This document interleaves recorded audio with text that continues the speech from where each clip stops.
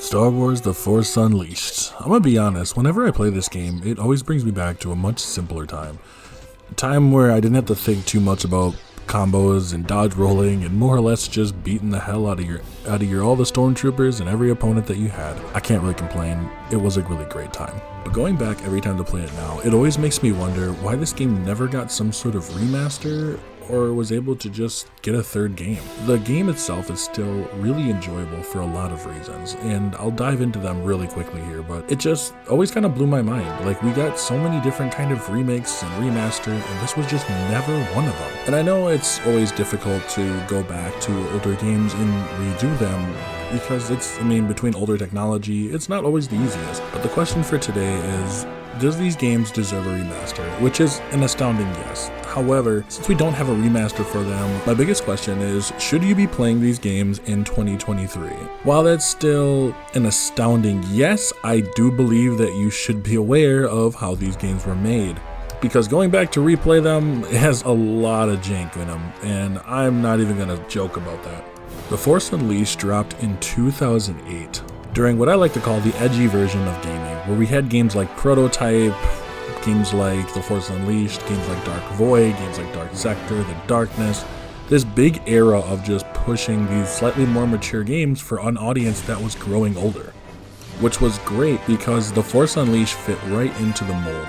Everything from the character that you play as, which you play as a character named Starkiller, who was trained by Darth Vader to help uproot the Emperor, and just the way that he acted, the way that he moved, it gave you a sense of actually playing as a Sith monster, and it was just an absolute fun time all around. I won't jump into the story a whole lot, but it does have a lot of twists and turns that I think people would find still enjoyable to this day. I still believe this story is very well written for the most part. Despite some questionable dialogue and some questionable choices, I still think this is a really fun time, and for the most part, the story itself holds itself up fairly well.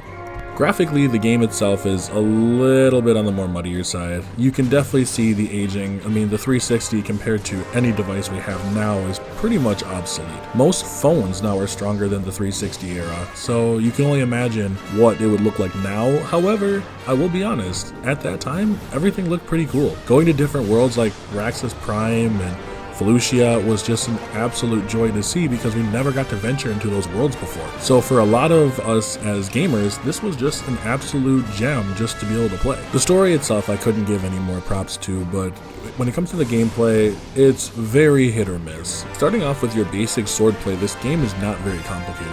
If you're playing on the Xbox, which I have and I've also played on PlayStation, you're either pressing X or square to swing his lightsaber.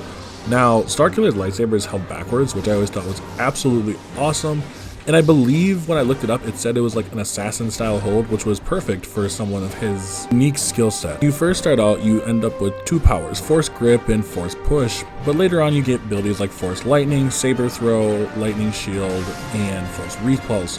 Now, all of these abilities are really, really good, and you're able to combo them with your normal sword swings. For me, especially during that time when I was a 16-year-old edgelord, I absolutely loved the fact of using my lightning into my lightsaber and just obliterating all my enemies. Even though Force Push was arguably more useful, it just made me feel like a badass. Which is great, because that was the whole purpose. The point of it was to feel like an absolute monster, not working your way up as much as you already dominating most of your opponents. Stormtroopers pose absolutely no challenge, not like they ever really did. The part I love about it was that every level that you went to, the enemies there all felt something unique and like a step up. In the beginning, you're just taking on regular stormtroopers, but later on when you go to Raxus Prime, you're taking on these junk graveyard robots. In Felucia, you go there, you start taking on the Felucians. Later on, they start to band together and actually can keep themselves alive. It's really interesting how they were able to do the level system. It's simplistic, but it worked very well for what was needed at the time. However, for all the highlights and the praise I'm giving it, it does come with a lot of issues. Right now, because we don't have a remaster, the controls are very rough. Jumping, doing certain little platforming are sometimes a gamble. There's quite a few times I've played this where I went to go press the X button and I just didn't jump.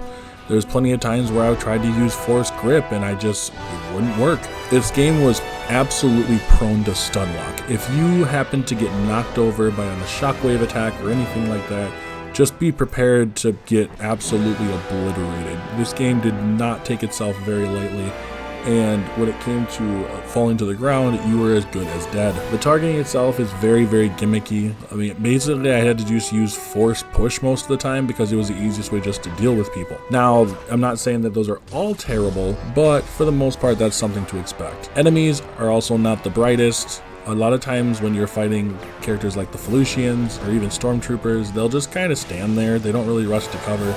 It's more like an illusion that they kind of do, but it kind of is what it is. It was a game back in 2008, and you know, as much as I can rag on it now, the boss fights do work. When I am playing a lot, I see myself clashing, probably because I've played it for so long, but your saber clashes, your force pushes, they can all go into this weird little lock phase where you have to do a little mini game in order to take damage.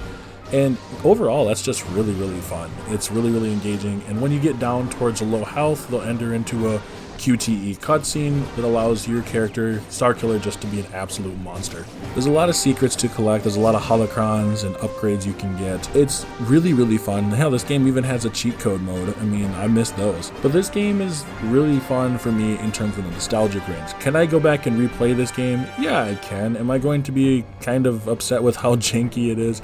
Absolutely, but it doesn't stop me from having a really great time, and I don't think it should either. Should you play The Force Unleashed in 2023? If you are a Star Wars fan, I would say a resounding yes.